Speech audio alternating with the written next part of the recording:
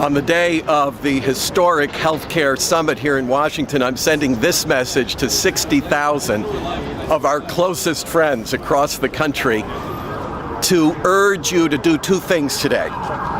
One is to pray. All of us can pray, each and every one of us, you and your family members and your friends and your fellow church members can pray and must pray. In fact, the Bible tells us that we are to pray for all those in authority. So some people think there's nothing I can do about this. And I know a lot of people are afraid, confused, frustrated, perhaps even angry. But the fact is there is something you can do. In fact, there are two things you can do. The most important of which is to pray. And we're going to pray right here this morning outside Blair House, which is behind me. That's the ceremonial residence where the president receives guests, where they have functions, and they will have today's healthcare summit. It's just opposite the White House, which you can't see. It's been blocked off for security purposes.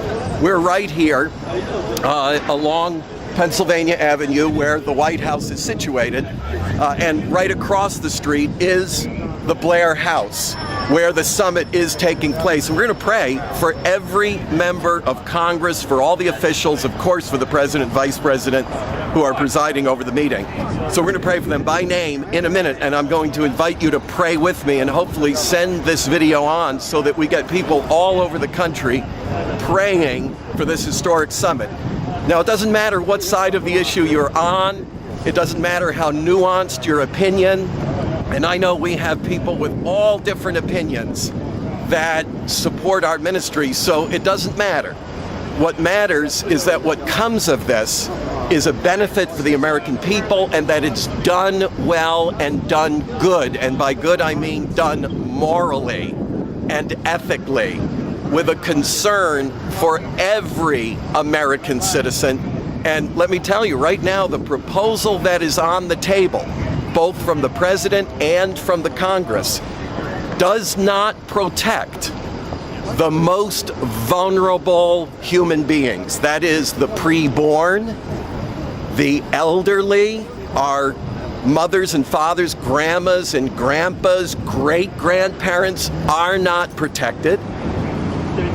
The very, very sick, those who may be disabled, especially brain injured, these people are not protected. And look, I think we'll all agree, we cannot entrust the lives of those we love to the hands of an impersonal, uncaring, and unaccountable government bureaucracy.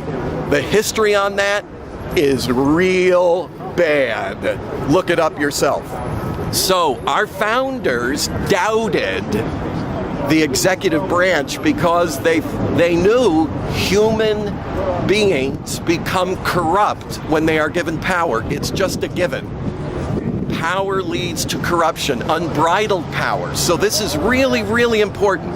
And that's why we're praying, and that's why I'm urging you to do the second most important thing, which is to call your member of Congress. You have one representative in the House of Representatives. We'll have a link on our website to help you find who your representative is.